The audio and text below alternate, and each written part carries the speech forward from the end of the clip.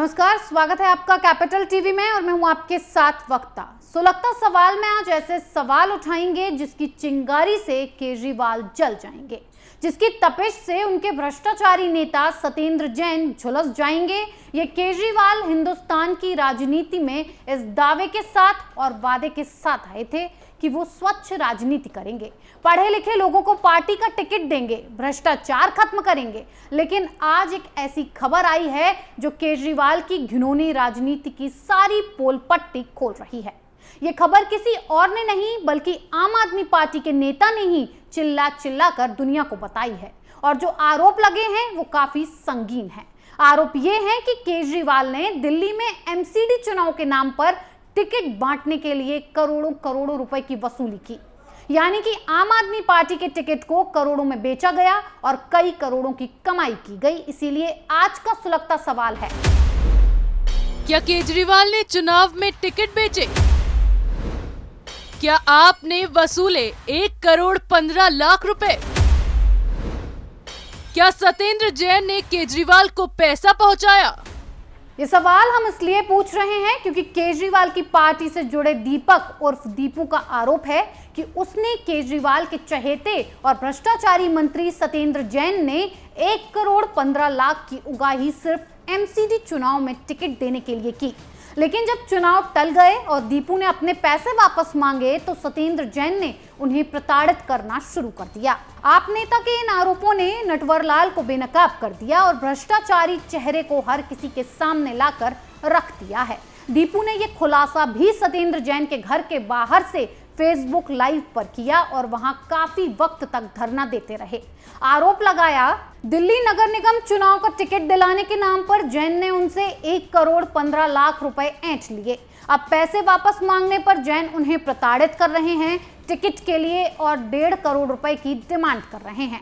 जैन ने मुझसे कहा था कि मार्केट में टिकट का रेट 2 करोड़ रुपए है, लेकिन तुम्हें मैं केवल 1.5 करोड़ रुपए में एमसीडी की टिकट दिला दूंगा। मैंने उनको 1,15,00,000 रुपए में दिए थे, लेकिन चुनाव टल गए तो बाकी के 35 लाख रुपए मैंने नहीं दिए। इसको लेकर जैन ने मेरे साथ बड़ी बदतमीजी की। अब अपनी ही पार्टी, अपनी ही सरकार के नेता के खिलाफ ही कोई इस तरह से सामने आ रहा है तो सोचिए कितना बड़ा घोटाला सिस्टम में बैठकर हो रहा है। केजरीवाल सत्येंद्र जैन पर आरोप लगाने वाले नेता की बातों में कुछ तो सच्चाई होगी। जहां आग होती है धुआं वहीं से निकलता है, जहां धुआं तो वहां आग भी है। सोचिए, आवाज उठी है तो जरूर केजरीवाल की गैंग टिकट के नाम पर धंधेबाजी कर रही है, लोगों के पैसे ऐंठ लिए हैं। इसीलिए हो सकता है कि ये केजरीवाल जल्द से जल्द एमसीडी चुनाव कराने के लिए तमाशा कर रहे थे, मोदी सरकार के बिल को कोस रहे थे, सच्चाई नहीं बताई कि टिकट का पैसा ले लिया है, इसीलिए चुनाव वक्त पर जरूरी है, नहीं तो पोल खुल जाएगी, जो अब धीरे धीरे खुल भी रही है। इन सुलगते सवालों का जवाब तो केजरीवाल को देना पड़ेगा। लेकिन ऐसे कैसे हो सकता है कि जब पार्टी के सर्वे सर्वा केजरीवाल हों और सत्येंद्र जैन पैसा लेते हों तो वहां तक मनी ना पहुंचती हो? ये सवाल इसलिए भी पूछा जा रहा है कि जब पहले भी राज्यसभा का चुनाव हुआ था तो केजरीवाल ने आप के 2 लोगों को टिकट दिए थे और 35-35 लाख में केजरीवाल ने ये टिकट बेचे थे, जिससे कुमार विश्वास, आशुतोष और आम आदमी पार्टी के कई नेता नाराज हो गए थे, बगावत पर उतर आए थे, जिससे केजरीवाल की जमकर किरकिरी हुई थी। और एक बार फिर केजरीवाल गैंग के जरिए यही करतूत कर रहे हैं, जिसकी फिर से पोल खुल गई है।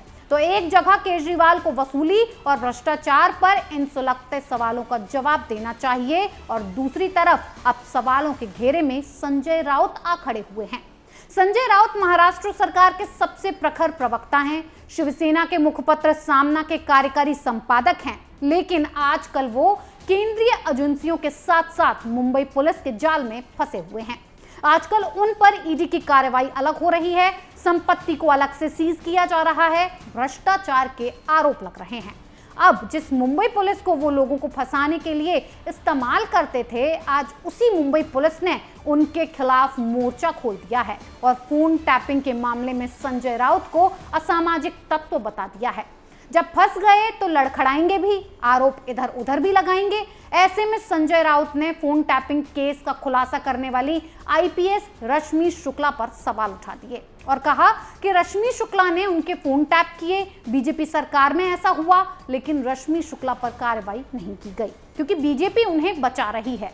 अब क्यों ये रश्मि शुक्ला को लेकर बीजेपी को कोस रहे हैं, तो चलिए ये भी पूरी तरह समझा देते हैं। दरअसल महाराष्ट्र में आए सियासी भूचाल की सबसे बड़ी वजह रश्मि शुक्ला ही है। रश्मि शुक्ला साल 1988 के आईपीएस बैच की अधिकारी हैं और परमबीर सिंह भी इसी बैच के हैं। मुंबई पुलिस के पूर्व कमिश्नर परमबीर सिंह ने ट्रांसफर होने पर सुप्रीम कोर्ट में दी अपनी याचिका में आईपीएस रश्मि शुक्ला का जिक्र किया था। रश्मि शुक्ला के जरिए की गई कॉल रिकॉर्डिंग के आधार पर ही राज्य के गृह मंत्री अनिल देशमुख पर 100 करोड़ की धन उगाही का टारगेट देने के आरोप लगाए गए थे, क्योंकि इस रिकॉर्डिंग से ही पता चला था कि देशमुख वसूली का खेल खेल रहे हैं। ये रिकॉर्डिंग पूरी इजाजत के साथ की गई थी। इस कॉल रिकॉर्डिंग के जरिए तबादलों के खेल में अनिल देशमुख की भूमिका सामने आई थी। रश्मि शुक्ला ने इसकी जानकारी एसीएस और पुलिस महानिदेशक डीजीपी को दी थी, जिन्होंने चिट्ठी लिखकर उद्धव सरकार को देशमुख के वसूली केस के बारे में बताया था। जब सारा खुलासा हुआ तो उद्धव सरकार ने रश्मि शुक्ला पर बिना अनुमति के फोन रिकॉर्डिंग करने का आरोप लगाकर कार्रवाई करना शुरू कर दिया। खुद के नेता तो जेल गए ही, लेकिन सबका पूरा खेल भी सामने आ गया। मुंबई पुलिस ने इस रिकॉर्डिंग खेल में ही संजय राउत को असामाजिक तत्व बताया है, तो जाहिर सी बात है कुछ सबूत हाथ लगे हैं, तभी आप संदेह के घेरे में आए हैं और खुलासे से तिल मिला रहे हैं। क्या सबूत मिले हैं, इसको लेकर मुंबई पुलिस ने खुलासा तो नहीं किया, लेकिन कार्रवाई बता रही है कि संजय राउत ने कुछ तो गड़बड़ की है और अब तमाचा पड़ने पर बीजेपी को घेर रहे हैं। लेकिन भोंपू की तरह बजने वाले संजय राउत जी, सवाल तीखे हैं, जवाब देने होंगे। क्या आपने गड़बड़ की है जो मुंबई पुलिस ने आपकी दुखती नस पर हाथ रख दिया है? अब तो बिलबिलाने के अलावा कुछ बचा नहीं है, क्योंकि हालात बता रहे हैं कि आपका भी सलाखों के पीछे जाने का वक्त आ चुका है। सुलगता सवाल में आज के लिए इतना ही। कल फिर नए सुलगते सवालों के साथ पेश होंगे। तब तक के लिए देखते रहिए कैपिटल टीवी। नमस्कार।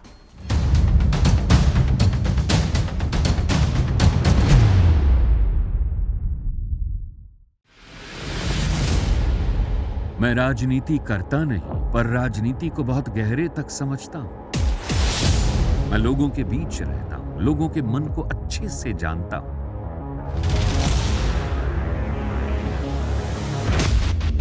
पब्लिक और पॉलिटिक्स की हर नब्ज को खूब पहचानता हूं। संघर्ष की सियासत से सत्ता के सिंहासन तक मैं हर खबर से खरा सच निकालता हूं। ना कोई दौड़, ना कोई race. Capital TV, Uttar Pradesh.